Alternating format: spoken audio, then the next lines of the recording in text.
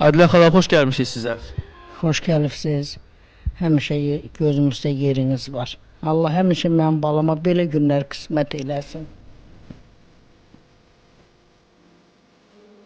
Hər zaman Adilə xalanın üzünə baxdığım zaman Adilə xala hər zaman elə bir kövrəlir. Nədir Adilə xanımı kövrəldən? Balalarım.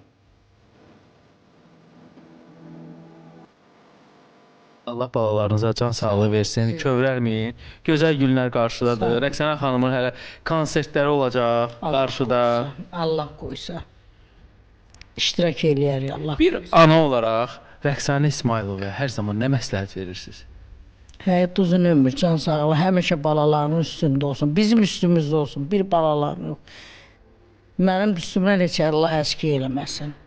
Mən onun hesabına yaşayıram həyatda. Hər çətin günümdə arxamda olubdur. Balalarım ikisi də. Balam böyrümdədir, elə bilirəm həyat məndən ötəri böyükdür, çox böyükdür. Balama görə.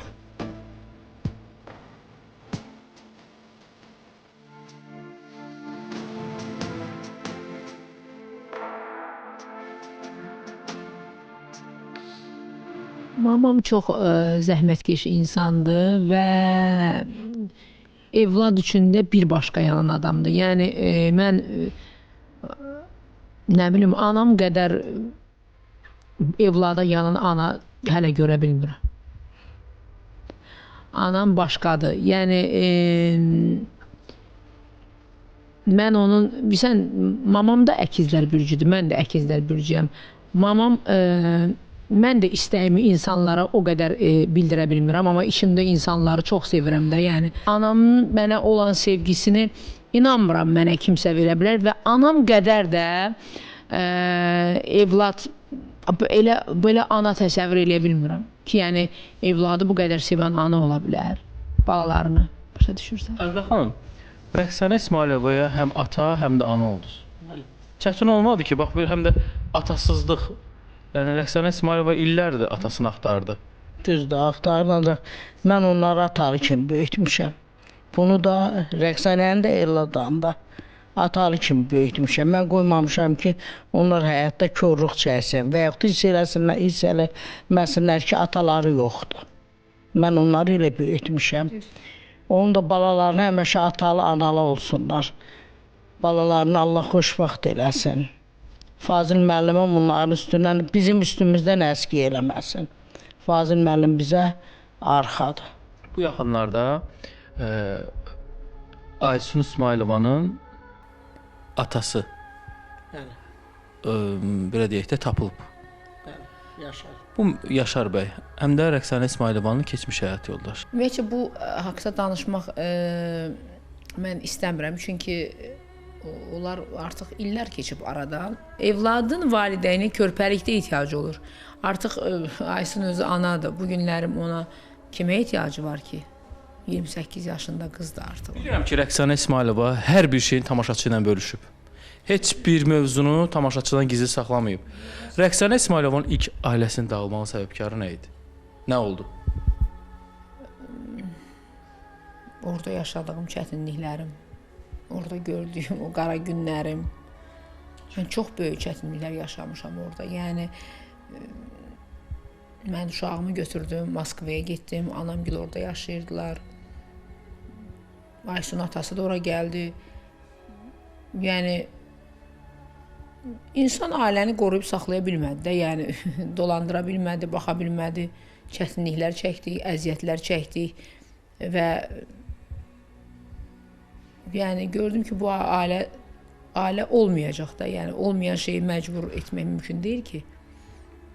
Yəni kişi qadınına baxmalıdır, onun yaşayışını hər şeylə təmin etməlidir, əziyyət çəkməlidir və Aysun böyüyürdü, ona hər şey lazım idi. Moskva kimi bir yerdə yaşamağa başladıq biz. Yəni mən düşünürəm ki, artıq aradan illər keçib, bu haqda danışmaq nə dərəcədə düzdür bilmirəm, amma mən çox ağır günlər yaşamışam. Yəni çox həddindən artıq. Yəni onun bunu yəni yaşadığım yerdə olan ətraf qonşuları olub, qohumları olub, hamısı görüblər, bilirlər. Və hətta mən oradan köçüb Moskvaya getdim. Ailəmi qorumaq üçün, ailəm olsun, qızım atasız qalmasın, amma yenə də alınmadı. Yəni o Aysuna atalıq, mənə də həyat yoldaşı kimi sahib çıxıb bizi saxlaya bilmədi. Ona görə də məcbur qaldım, mən ayrıldım. Öz ayaqlarımın üstündə durdum.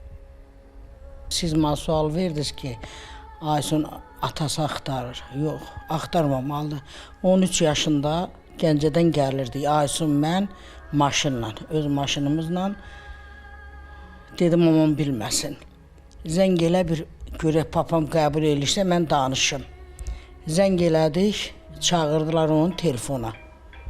Dedi ki şeydir, eşidirik. Əmsar vardı, çağırdı ki sənlə bir adam danışmaq istəyir. Mən buna neçə vaxtda demək istəyirəm ki, ata onda niyə yiyəli eləmirdi? Atqaz elədi. Gəncədən Bakıya kimi imtina elədi, bəli. Gəncədən Bakıya kimi Aysun ağlaya-ağlaya gəldi.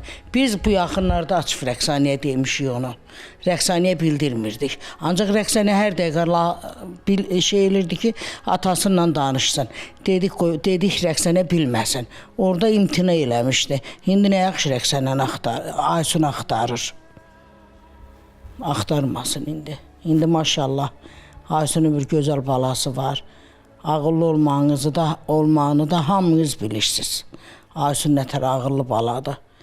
Yine Allah'ın o iki balasını xoşbaxt eləsin, ancaq o ata kimi Aysun axtarmamalıdır. Çünki imtina elədi. Ona görə axtarmamalıdır. İndi Aysun niyə axtarır elə? Aysunun arxasında duran anası var. Ona görə Aysun heç ata lazım deyil.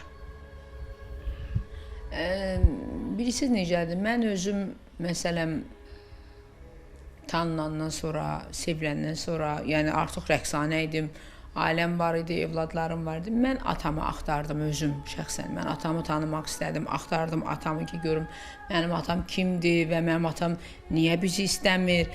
Mən özüm axtardım atamı. Məni də o günə qədər atam axtarmamışdı. Heç vaxt bilməm məndən maraqlanmayıb, mən axtarmayıb, hər şey anam eləyib mənə.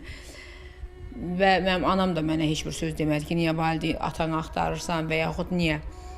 Bilirsən necədir? Deyir ki, biz həyatda hər birimiz səhv eləyə bilirik. Yəni, mən də, o da, hamımız, biz insan evladıyıq da, səhv eləyə bilərik. Mən onların atasını görməyinə də və yaxud bugün atasını tanımağına da, mən onların əleyhinə deyiləm. Yəni, onun atasıdır. Bugünlərim Aysun həyatda olmağın səbəbi atasıdır. Və bəlkə də bir-birlərinin ata öz səhvini başa düşüb, bugün evladından görüşmək istəyir və mən heç vaxt onlara demərəm ki, niyə görüşür, niyə atasından əlaqə saxlayır, niyə atasından... Yəni, gərək o qədər sən deyir, ürəyin o qədər daş olsun ki, deyəsən ki, yox, mən razı deyiləm və yaxud mən heç nə deyə bilmərəm. Aysun uşaq deyil, özünün 28 yaşında bir qızdır, özü ağıllı adamdır. Yəni, o necə qəbul eləsə, biz də ona deyərik ki, ya eləsin, ya özü, qərarlarını özü verə bilər, özü o fikri deyə bilər ki, atamla görüşmək istəyirəm və yaxud istəmirəm. Mən düşünürəm ki, bəlkə də, nə bilim, atasının imkanları olmayıbdır, bəlkə də ona ki, amma nə qədər də, yəni, oradan Bakıya gəlib uşağını görmək o qədər də, yəni, çətin olmazdı onun üçün. Ola bilər də, insandır. Valla, mən heç nə deyə bilmərəm, onu Aysun öhdəliyinə buraxıram. Ata-bala özləri bilərlər, danışa da bilərlər, görüşə də bilərlər. Mən onlara qarşı deyiləm, qətiyyən. İndi vaxtında Aysun onu axtarıb, onu qəbul etməyibsə də, yenə də o atanın günahıdır, etməli idi.